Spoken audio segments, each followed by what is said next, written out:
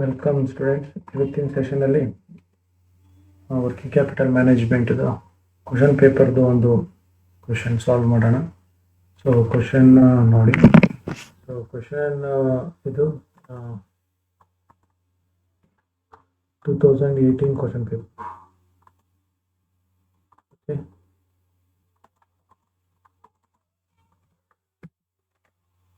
2018 question paper 24 marks ಗೆ ಕೇಳಿರುವಂತ question. 24 marks. Okay,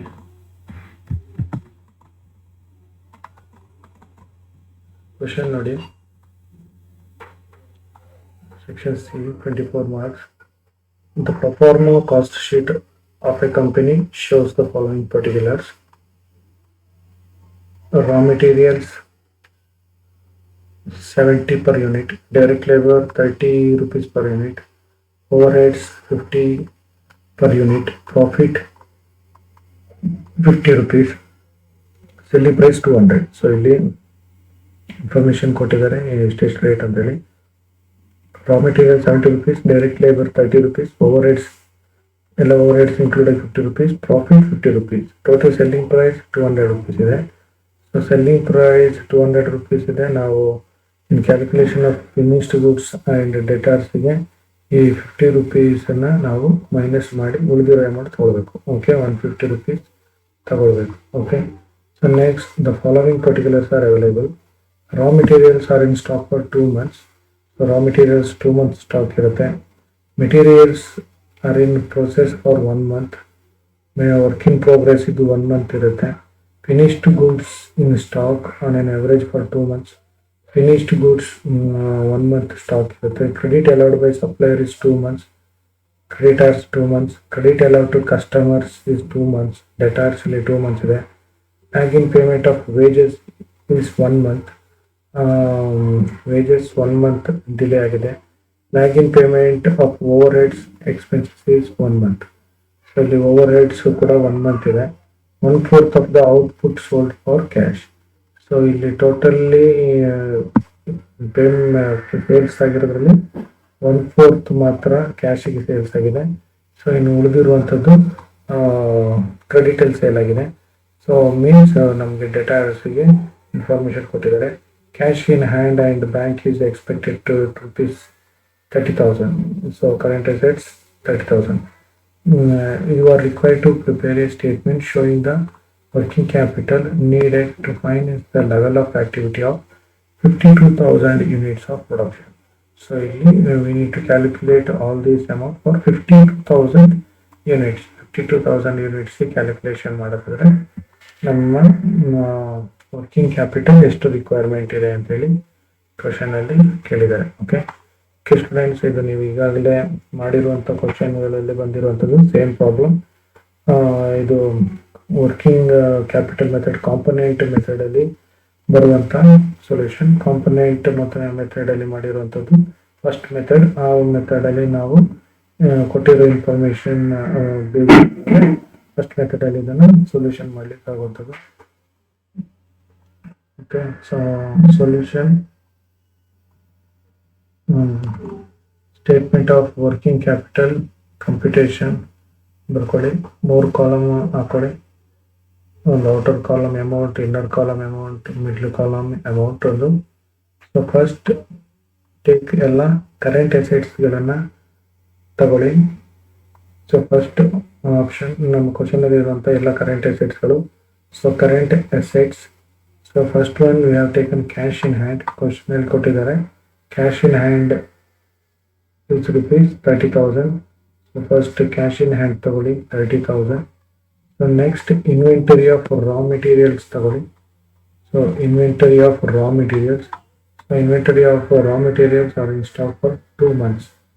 2 months ಇದೆ. So inventory of raw materials base for 52,000 units. ಇಲ್ಲಿ question ಅಲ್ಲಿ ಕೊಟ್ಟಿದ್ದಾರೆ 52,000 units ಇದೆ. ಇದನ್ನ ಕ್ಯಾಲ್ಕುಲೇಷನ್ ಮಾಡಬೇಕು ಅಂತ ಹೇಳಿ. ಸೊ ಫಸ್ಟ್ ಒನ್ ಇದರಲ್ಲಿ inventory raw materials 50,000 units into raw materials price 70 rupees ಇದೆ, multiplied by 70 multiplied by ಎಷ್ಟು months ಕೊಟ್ಟಿದ್ದಾರೆ, raw materials are in stock for 2 months, so we have to calculate for 2 months multiplied by 2 by 12, so we will get 6,06,667. So ಇದಕ್ಕೆ inventory of raw ಮೆಟೀರಿಯಲ್ಸ್ಗೆ ನಮಗೆ 6,06,667 ಬರುತ್ತೆ. Middle column ಬರ್ಕೊಳ್ಳಿ. Next inventory of work in progress. ಇಲ್ಲಿ work in progress ಕೊಟ್ಟಿದ್ದಾರೆ. So work in progress materials are in process for 1 month. So ಇಲ್ಲಿ process ಅಂತ ಹೇಳಿದ್ರೆ ಇಲ್ಲಿ ವರ್ಕ್ ಇನ್ ಪ್ರೋಗ್ರೆಸ್ ಅದು. ಸೊ ವರ್ಕ್ ಇನ್ ಪ್ರೋಗ್ರೆಸ್ ಅನ್ನ ಕ್ಯಾಲ್ಕುಲೇಷನ್ ಮಾಡಬೇಕು. ಸೊ ನಾವೀಗ ಬೇರೆ ಪ್ರಾಬ್ಲಮ್ ಅಲ್ಲಿ ಮಾಡಿದೀವಿ. ಸೊ ಅದೇ ರೀತಿ inventory of work in progress ನಾವು 3 ಕಾಂಪೊನೆಂಟ್ಗೂ ತಗೊಳ್ಬೇಕಾಗುತ್ತೆ, ಮೆಟೀರಿಯಲ್ಗೆ, ಲೇಬರ್ಗೆ ಮತ್ತು ಓವರ್ ಹೆಡ್ಸ್ಗೆ. So inventory of work in progress first component material component ತಗೊಳ್ಳಿ.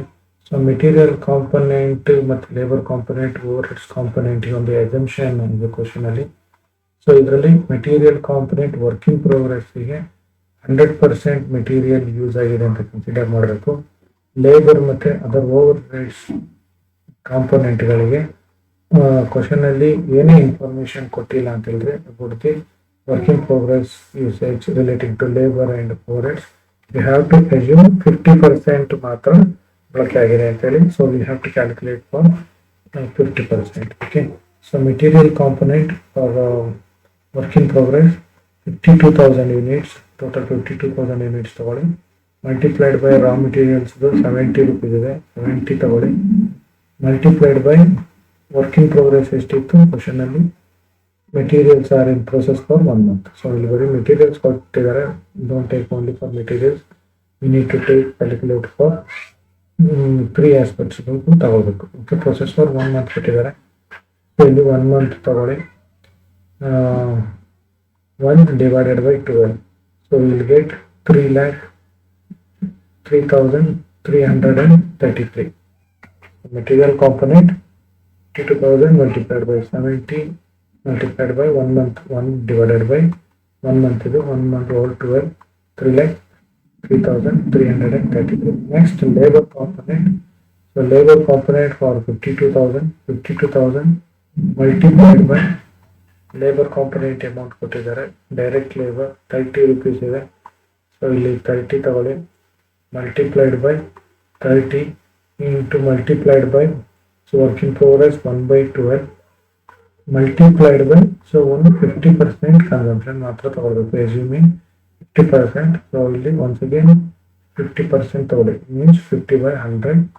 So we will get 65,000. So ನಮಗೆ 65,000 ಸಿಗುತ್ತೆ. ನೆಕ್ಸ್ಟ್ ಲೇಬರ್ ಕಾಂಪೊನೆಂಟ್ ಆಯಿತು. Over heads. So over heads ತಗೊಳ್ಬೇಕು. ಸೊ ಓವರ್ ಹೆಡ್ಸ್ ಇಲ್ಲಿ ಕ್ವಶನ್ ಏನು ಕೊಟ್ಟಿದ್ದಾರೆ, over heads 50 rupees per unit ಕೊಟ್ಟಿದ್ದಾರೆ. So ಇಲ್ಲಿ 52,000 multiplied by 50 rupees multiplied by month 1/12 multiplied by 50% consumption. So 50/100 of 50%, we will get 1,08,333.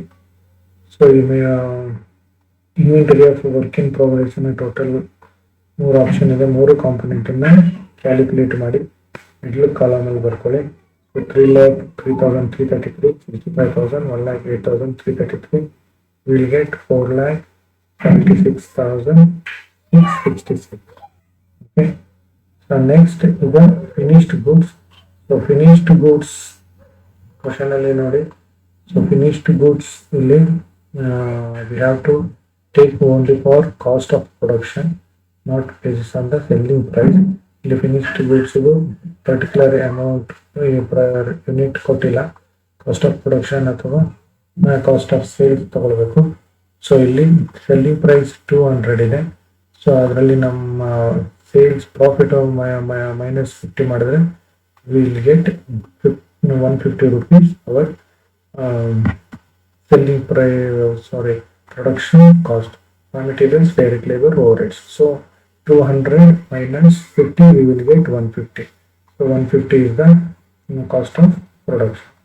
So the finished goods again 32,000 number of units multiplied by 150 rupees multiplied by finished goods in stock and average for 2 months ಕೊಟ್ಟಿದ್ದಾರೆ. So ಇಲ್ಲಿ 2 months ಗೆ ತಗೊಳ್ಳಿ into 2 by 12. So we will get 13 lakhs. 13 lakhs middle column ಅಲ್ಲಿ ಬರ್ಕೊಳ್ಳಿ. Okay. So next debtors.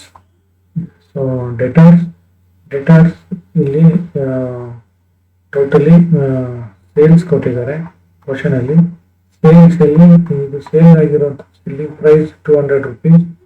So we have to take cost of sales. So profit margin ನ ಬಿಟ್ಬಿಟ್ಟು ತಗೋಬೇಕು ನಾವು debtors ಗೆ. So ಇಲ್ಲಿ 200 minus 50 profit margin ಬಿಟ್ಟರೆ 150 rupees ಆಗುತ್ತೆ. ಅಂಡ್ ಆಲ್ಸೋ ಇಲ್ಲಿ ರಿಲೇಟೆಡ್ debtors ಆಗಲಿಕ್ಕೆ ನಮಗೆ 1/4 of the output sold for cash. So ಇದರಲ್ಲಿ ಟೋಟಲಿ ಎಷ್ಟು ಯೂನಿಟ್ಸ್ಗಳು ಸೇಲ್ ಆಗುತ್ತೆ ಅದರಲ್ಲಿ ಸೇಲ್ ಆಗಿರುವಂಥದ್ರಲ್ಲಿ 1/4 ಭಾಗ ಕ್ಯಾಶಿಗೆ ಸೇಲ್ ಆಗಿದೆ. ಇನ್ನು remaining 3/4 is sold for credit. So that is the debtors. So ಅದನ್ನು ಪಾಯಿಂಟ್ ಅನ್ನು ಇಲ್ಲಿ ಕನ್ಸಿಡರ್ ಮಾಡಬೇಕು. ಸೊ ಡೇಟಾರ್ಗೆ 52,000 ಯೂನಿಟ್ಸ್ ಅದರಲ್ಲಿ 150 rupees cost of sale. So ಇಲ್ಲಿ ಕ್ರೆಡಿಟ್ ಸೇಲ್ ಆಗಿರೋದು 3/4 ಮಾತ್ರ. So 1/4 is cash sales multiplied by 2/12. So ಇಲ್ಲಿ ಡೇಟಾರ್ಸ್ ಟೈಮ್ ಕೊಟ್ಟಿದ್ದಾರೆ. Credit allowed to customers is 2 months. So ಇಲ್ಲಿ 2 months ತಗೊಳ್ಳಿ. Okay, multiplied by 2/12. So we will get 9,75,000. So ಈಗ ಈ middle column ಎಲ್ಲ ಟೋಟಲ್ ಮಾಡಿ inventory of raw materials, inventory of work in progress, finished goods, debtors. So totally 3,33,58,333. 58,333 plus 30,000, we will get 33,88,333. So gross working capital. ನಮಗೀಗ gross working capital ಸಿಕ್ತು. So ಈ gross working capital ಇಂದ we have to less current liabilities, we will get net working capital. So less current liabilities, option B. So first one creditors ತಗೊಳ್ಳಿ. Question ಅಲ್ಲಿ ಕೊಟ್ಟಿದ್ದಾರೆ information related credit allowed by suppliers is 2 months. So credit allowed to suppliers only for they apply ಆಗುವಂಥದ್ದು raw materials ಗಳಿಗೆ ಮಾತ್ರ. ಅವ್ರು supply ಮಾಡೋದು raw materials, ಬೇರೆ ಯಾವುದೇ ಕಾಂಪೊನೆಂಟ್ಗೆ ಅಪ್ಲೈ ಆಗಲ್ಲ. ಲೇಬರ್ಗೆ ಓವರ್ ರೇಟ್ಸ್ಗೆ ಅಪ್ಲೈ ಆಗಲ್ಲ. ಸೊ ಒಂದು ರಾ ಮೆಟೀರಿಯಲ್ಸ್ಗೆ ಮಾತ್ರ ತಗೊಳ್ಳಿ. Creditors number of units 52,000 units multiplied by raw material price 70 rupees ಇದೆ ಇಂಟು 2/12. ಸೊ ಇಂಟು 2/12 2 months ಕೊಟ್ಟಿದ್ದಾರೆ. ಸೊ 6,06,667. ಇನ್ನು ಕ್ವಶನ್ ಅಲ್ಲಿ ನೋಡಬೇಕು ಬೇರೆ ಯಾವುದಾದ್ರು ಕರೆಂಟ್ ಲಯಬಿಲಿಟೀಸ್ ಇರುತ್ತೆ ಅಂತೇಳಿ. ಸೊ ಇಲ್ಲಿ ಫಿನಿಶ್ ನೋಟ್ಸ್ ಕ್ರೆಡಿಟ್ ಸಪ್ಲೈಯರ್ಸ್ ಆಯಿತು. Next lag in payment of wages is 1 month and lag in payment of overhead expenses 1 month. So these are the 2 liabilities. ಕೊಡಬೇಕಾಗಿರುವಂಥದ್ದು ಅಮೌಂಟ್ ಇದೆ. ಇದೆರಡು ನಾವೀಗ ತಗೋಬೇಕು. ಉಳಿದಿರುವಂಥ ಎಲ್ಲ ಐಟಮ್ಸ್ಗಳು ಕವರ್ ಆಗುತ್ತೆ. So okay, next lag in payment of wages. So payment of wages 52,000 multiplied by per unit 30 multiplied by ಎಷ್ಟು 1 month ಅವರು ಲ್ಯಾಗ್ ಮಾಡಿರ್ತಾರೆ. ಸೊ 1/12. So will get 1,30,000. ಅದೇ ರೀತಿ lag in overheads payment ಮಾಡಲಿಕ್ಕೆ 1 month ಟೈಮ್ ತೊಗೊಂಡಿರ್ತಾರೆ. So 52,000. So price first ಏನು ಕೊಟ್ಟಿರ್ತಾರೆ ಅದೇ ಯೂನಿಟ್ ಪ್ರೈಸ್ ತಗೋಬೇಕು. ಇದೇ ಯೂನಿಟ್ ಪ್ರೈಸ್ ಕರೆಂಟ್ ಅಸೆಟ್ಸ್ಗೂ ಕರೆಂಟ್ ಲಯಬಿಲಿಟೀಸ್ಗೂ ಅದೇ ಅಪ್ಲಿಕೇಬಲ್ ಆಗುತ್ತೆ. Okay, so next lag in over rates 52,000 multiplied by 15 units per rate multiplied by 1 by 12, 1 month. So 2 lakh 16,667. So add up these three current liabilities. So 9 lakh 53,333. So current gross working capital total 33 lakh 88,333. ಇದರಿಂದ 9 lakh 53,333 minus ಮಾಡಿ, we will get net working capital 24 lakh 34,999. Okay, students. So that's all for this question. Any doubts ಇದ್ರು WhatsApp ಮಾಡಿ. Okay. Thank you, students.